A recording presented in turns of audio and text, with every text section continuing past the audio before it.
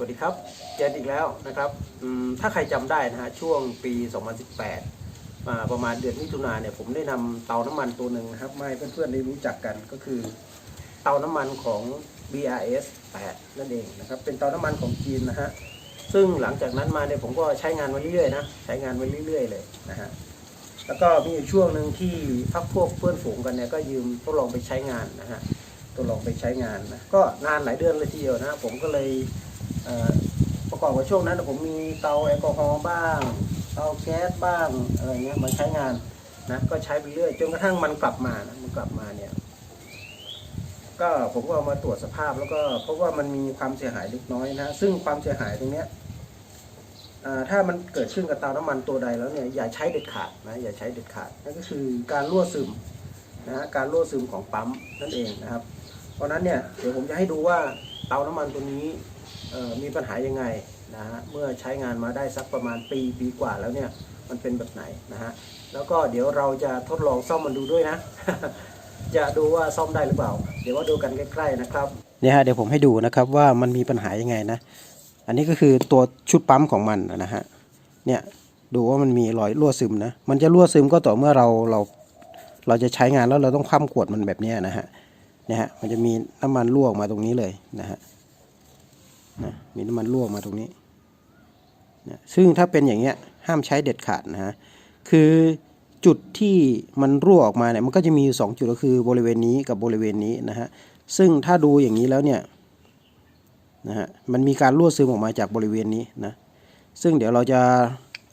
ลองถอดดูนะฮะลองถอดดูแล้วก็เดี๋ยวจะลองซ่อมดูว่ามันสามารถที่จะซ่อมได้หรือเปล่านะฮะซ่อมได้หรือเปล่านะฮะวิธีการถอดก็ไม่ยากนะถอดตัวนี้ออกก่อนนะฮะถอดตัวสายนำน้ำมันออกก่อนนะฮะโดยการหมุนตัวนี้นะหมุนออกปุ๊บเนี่ยก็เอาตัวเตาออกไปก่อนนะฮะทีนี้เราก็จะถอดตัวปั๊มออกจากตัวขวดน้ำมันนะฮะถอดออกเลย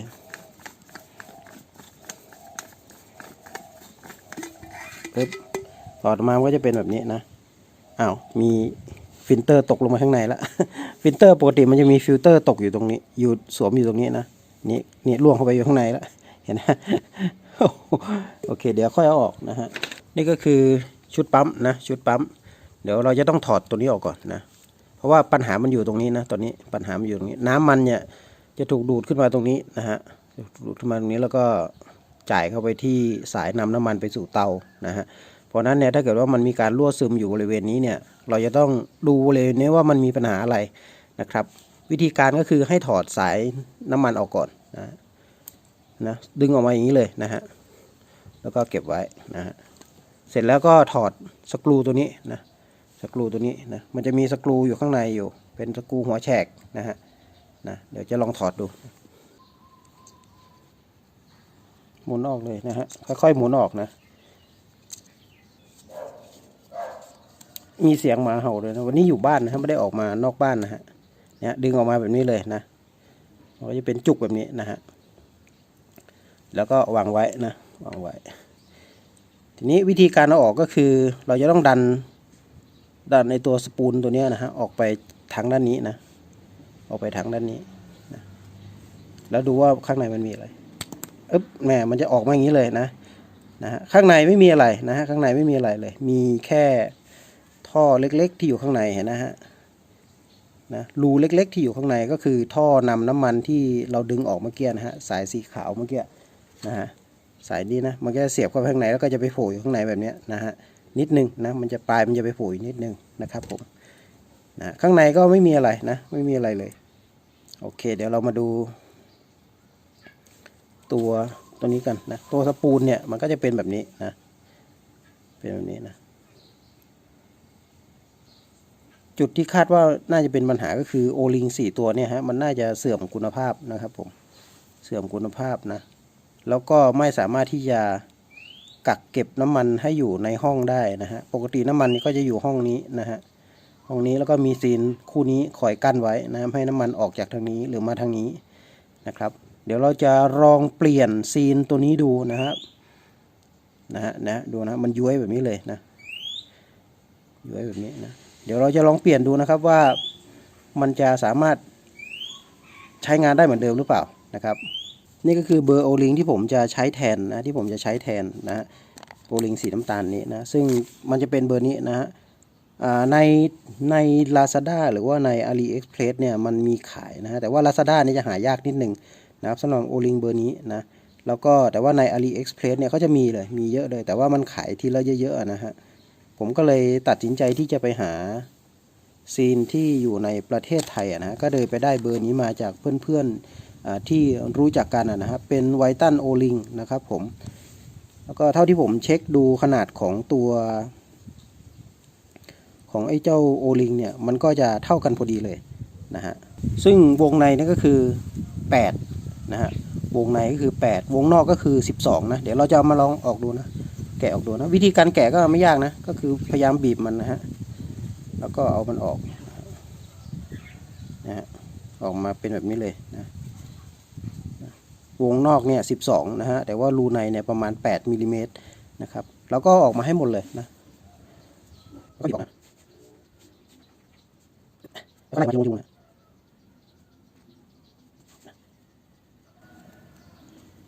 โอเคนี่ฮะนี่ก็คือโอลิงของมันนะ4วงนะฮะ4วงนะแล้วนี่ก็คือซีนตัวใหม่นะฮะซีนตัวใหม่นะที่ผมได้มานะได้มา4วงนะฮะซึ่งเป็นขนาดเดียวกันเลยนะขนาดนะเท่ากันนะเดี๋ยวผมจะลองเปลี่ยนดูนะครับเนี่ยเดี๋ยวให้เทียบกันดูระหว่างโอลิง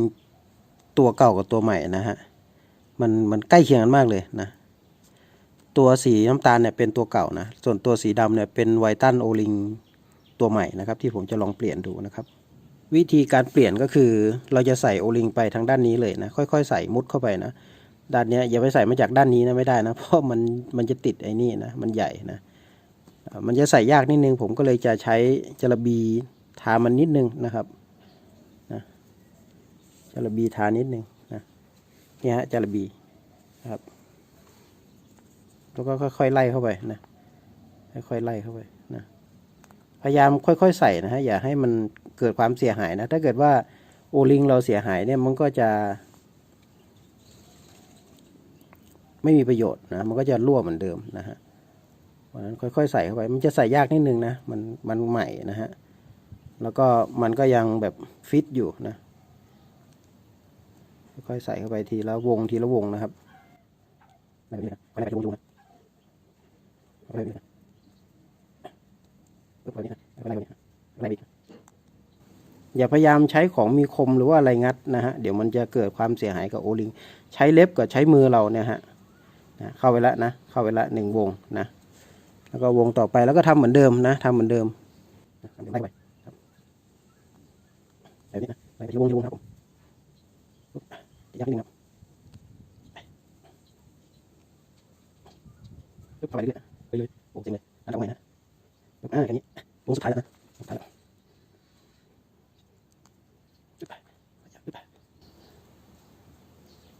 โอเคเรียบร้อยนะเรียบร้อยนะฮะเรียบร้อยแล้วนะครับใส่โอลิงไปแล้ว4วงนะฮะก็ดูเรียบร้อยดีนะไม่น่ามีปัญหาอะไรเดี๋ยวเราจะลองมาประกอบกับปั๊มดูนะครับว่ามันจะเป็นยังไงวิธีการประกอบเข้ากับปั๊มนะฮะก็ต้องใส่ให้ถูกทางด้วยนะฮะเพราะนั้นให้เราสังเกตดูว่ามันจะใส่แบบนี้มันจะใส่ไม่ได้นะมันจะใส่จากด้านนี้ไม่ได้นะเพราะมันจะติดนะเพราะนั้นเราจะต้องใส่จากทางด้านนี้เข้ามานะครับผมมันจะใส่ได้ทางเดียวนะครับมันจะใส่ได้ทางเดียวนะใส่ด้านนี้เข้ามาเลยนะครับเราก็ดันเข้าไปเลยนะค่อยๆดันเข้าไปนะฮะดันเข้าไปปุ๊บจนสุดแบบนี้เลยนะจนสุดมันก็จะมาโผล่ทางด้านนี้นะฮะมันจะมาโผล่ทางด้านนี้เสร็จแล้วเนี่ยเราก็จะประกอบชุดตัวหมุนเข้าไปนะครับตัวหมุนเข้าไปนะฮะมันจะมีลงล็อกของมันพอดีมันจะมีบากนะฮะบากแบบนี้นะเนี่ยบาก2บากเนี่ยเราก็ใส่ให้ตรงนะครับใส่ให้ตรงนะถ้าใส่ไม่ตรงมันจะไม่เข้านะฮะเราก็หมุนดูตัวไหนถ้าตรงเนี่ยมันจะลงเข้าไปแบบนี้เลยนะฮะแล้วเราก็ไขสกรูตัวนี้เข้าไปนะครับไขสกรูเข้าไปแบบนี้นะฮะไขเข้าไปเลยจนสุดนะจนสุดใต้ดินก็ควรใช้ไขควงแฉกนะมันจะมีแค่นี้ก็ใช้ดีกว่าซึ่งของจะดีเลยนะไขไว้สุดนะปุ๊บมันจะอยู่สุดเกลียวของมันพอดีนะฮะเส ร็จแล้วเราก็ลองหมุนดูนะมันจะหนืดนิดนึงเพราะมันใหม่นะครับผมเดี๋ยวเราจะมาลองประกอบเข้ากับชุดถังน้ำมันดูนะครับว่ามันยังรั่วอยู่หรือเปล่านี่คือเสร็จแล้วนะเสร็จแล้วเรียบร้อยนะครับโอเคเดี๋ยวเราจะประกอบสายส่งน้ำมันก่อนนะฮะสายดูดน้ำมันนะวิธีการประกอบก็ดันเข้าไปเลยนะฮะดันเข้าไปจนสุดนะฮะแล้วก็ถ้าเกิดว่าอยู่ในลักษณะแบบนี้นะฮะหนอบสีแดงอยู่ตรงนี้แล้วก็สายน้ำมันให้โค้งลงแบบนี้นะอย่าใส่แบบนี้นะฮะเพราะนั้นเนี่ยตอนดูดน้ำมันจะดูดยากนะครับเพราะนั้นให้ใส่โค้งลงแบบนี้นะแนวสายน้ำมันเนี่ยก็จะโค้งลงแบบนี้นะครับตัวฟิลเตอร์ก็อย่าให้หลุดนะฮะอย่าให้หลุดนะครับผม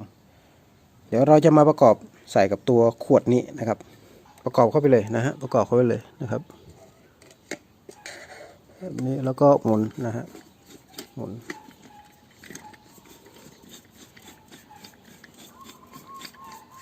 เข้าไปให้สนิทให้แน่นเลยนะครับปึ๊บพอแน่นละทีนี้เราก็จะทดสอบด้วยการเอียงขวดนะดูว่ามีรอยรั่วตรงไหนอีกไหมนะฮะมันจะต้องไม่มีรอยรั่วนะครับไม่มีนะไม่มีรอยรั่วออกมาจากทางนี้แล้วนะครับด้านนี้มีไหมไม่มีนะไม่มีแห้งเลยนะฮะแห้งเลยนะครับถ้าเกิดว่าออกมาลักษณะแบบนี้ก็ถือว่าสำเร็จไปแล้วครึ่งทางนะเดี๋ยวเราจะมาลองจุดดูนะครับว่ามันยังโอเคอยู่หรือเปล่านะครับผมไหนๆก็ไหนๆแล้วนะฮะเดี๋ยวเราจะมาลองเช็คหัวฉีดมันหน่อยว่ามันยังโอเคอยู่หรือเปล่านะเพราะว่าไม่ได้ใช้งานผมเองเนี่ยไม่ได้ใช้งานมานานนะก็เลยไม่รู้ว่าหัวฉีดมันเป็นยังไงบ้างนะฮะหัวฉีดมันอยู่ข้างในนะฮะงัดไอ้ฝานี่ออกก่อนนะงัดฝานี่ออกเสร็จแล้วก็ดูว่าหัวฉีดมันเป็น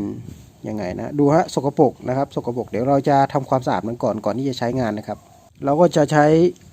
ช้อุปกรณ์นะฮะที่เขาให้มาเนี่ยเป็นตัวถอดนะฮะถอดแย่เข้าไปในนี้เลยนะแย่เข้าไปเลยปุ๊บเสร็จแล้วเราก็พยายามหมุนนะหมุนนะเวลาตอนถอดหมุนทวนเข็มนาฬิกานะครับหมุนถอดออกแบบนี้นะปุ๊บมันก็จะออกมาแบบนี้เลยนะฮะค่อนข้างนี้จะสกปรกพอสมควรนะเดี๋ยวเราจะมาดูกันว่ารูตันหรือเปล่านะครับก็เช็ครูเลยปุ๊บก็ให้ตันไหมต้องเช็ดก่อนนะฮะเช็ดก่อน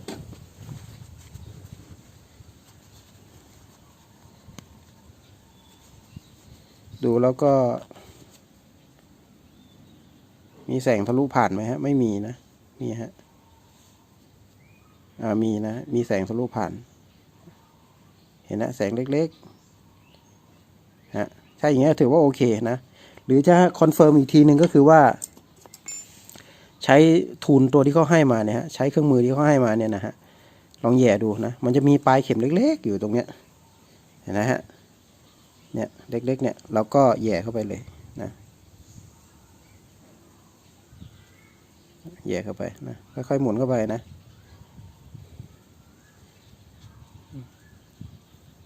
นะฮะมันแบบนี้นะปึ๊บเขาให้น่าจะโอเคนะฮะน่าจะโอเคนะเห็นรอยทะลุเห็นรูทะลุฮะโอเคแบบนี้ถือว่าโอเคแล้วนะเราก็จะใส่กลับเข้าไปใหม่นะครับวิธีการใส่ก็คือใส่แบบนี้นะใส่มันเข้าไปแบบนี้ก่อนนะฮะใส่เข้าไปแบบนี้นะเสร็จแล้วเราก็จะใส่เข้าไปที่ตัวหัวเตานะครับผมนะฮะแบบนี้นะแล้วค่อยหมุนเข้าไปนะ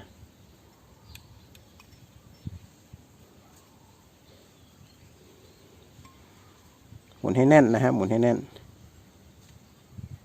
ปึ๊บแน่นละ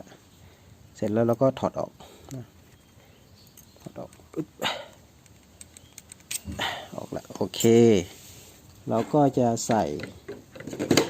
แผ่นค เข้าไปใหม่นะฮะ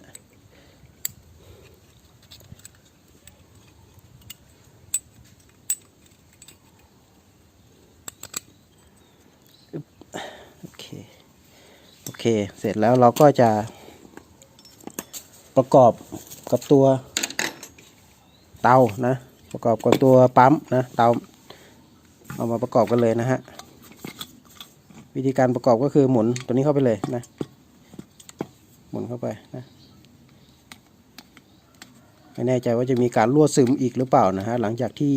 มีแรงดันนะเมื่อกี้เราเทสโดยไม่มีแรงดันนะฮะยังไม่ได้ปั๊มตัวนี้นะปุ๊บใส่เข้าไปให้แน่นนะเสร็จแล้วนะครับลองปั๊มดูนะถ้าเกิดว่ามันรั่วมันจะออกมาเลยนะมันจะออกมาเลยแสดงว่าไม่สำเร็จนะครับไม่สำเร็จนะครับโอเคเดี๋ยวเราจะลองปั๊มดูนะครับ1 2 3 4 5ปั๊มไป5 ครั้งนะเดี๋ยวดูมีรั่วไหมยังไม่มีรอยรั่วนะครับยังโอเคอยู่นะฮะ6 10 11 12 13 14 15พอนะแค่นี้ก็น่าจะพอที่เดี๋ยวจะลองจุดดูนะอันนี้ก็คือไม่รั่วแล้วนะฮะไม่รั่วละนะไม่มีรั่วนะครับเดี๋ยวเราจะลองจุดดูว่ามันจะมีปัญหาอย่างอื่นอีกหรือเปล่านะครับเปิดน้ำมันเข้าไปก่อนนะฮะดูว่าน้ำมันถ้าน้ำมันไปตรงนี้แสดงว่าโอเคนะฮะ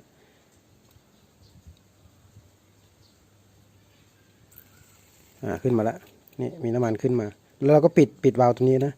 เราก็จุดติดนะฮะเดี๋ยวย้ายมาทางนี้ก่อน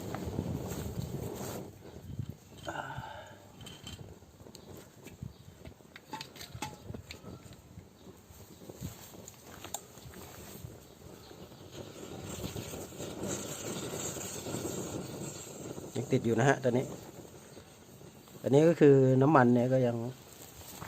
งเผาไหม้ไม่สมบูรณ์นะว่าต้องให้ท่อน้ำมันตรงนี้ร้อนซะก่อนนะตอนนี้ลมแรงมากนะฮะลมแรงมากแต่ว่าด้วยความที่มันเป็นเตาน้ำมันนะมันก็ยังสู้ลมได้นะฮะลมแรงนะตอนนี้ทีนี้ผมก็จะลองปล่อยน้ำมันตัวนี้นะปล่อยน้ำมันเข้าไปนะครับ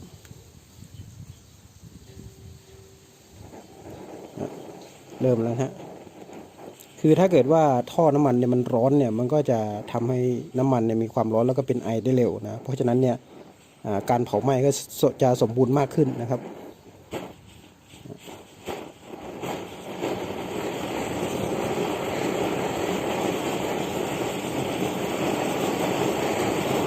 อันนี้ก็ถือว่าเตาทำงานได้เต็มรูปแบบแล้วนะฮะ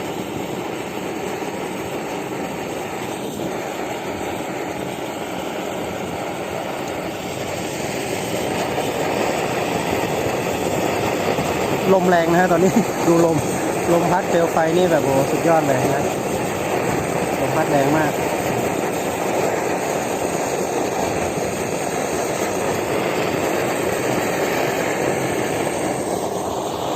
ตัวปั๊มก็ไม่ได้มีการรั่วซึมอะไรนะตัวปั๊มนะโอเคอยู่นะตัวปั๊ม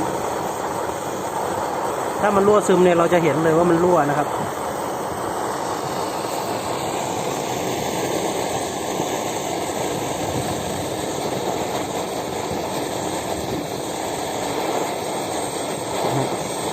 ยังโอเคอยู่นะครับไม่มีการรั่วซึมณจุดใดๆนะครับทั้งบริเวณสายแล้วก็บริเวณที่หัวเตานะอันนี้ก็ไม่ได้รั่วซึมอะไรนะอันนี้เตาทำงานเต็มรูปแบบแล้วครับลมแรงนะฮะตอนนี้ดูการสู้ลมของเตานะฮะเตาน้ำมันจะมีข้อดีอย่างหนึ่งคือสามารถที่จะสู้ลมได้ดีนะ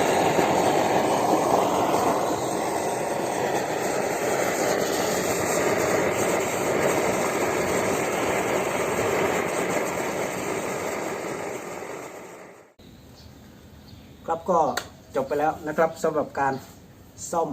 ปั๊มเตาน้ำมัน BRS8 นะครับในกรณีที่มีการรั่วซึมของน้ำมันในบริเวณปั๊มนี้นะครับเราก็ทำการเปลี่ยนโอลิงไปทั้งหมด4ตัวนะแล้วก็สามารถที่จะทำให้เตาเนี่ยกลับมาใช้งานได้ดีเหมือนเดิมนะครับผมสำหรับเพื่อนๆนะที่มีคำถามหรือว่ามีข้อชี้แนะอะไรก็ตามเนี่ยสามารถที่จะทิ้งคำถามทิ้งคำแนะนำไว้ด้านล่างวิดีโอนี้ได้เลยนะครับแล้วก็ผมจะเข้ามาตอบนะในทุกคำถามที่สามารถตอบได้นะครับผมสำหรับวันนี้นะครับผมต้องลาไปแล้วนะครับเจอกันใหม่ในโอกาสหน้านะครับผมสวัสดีครับบาย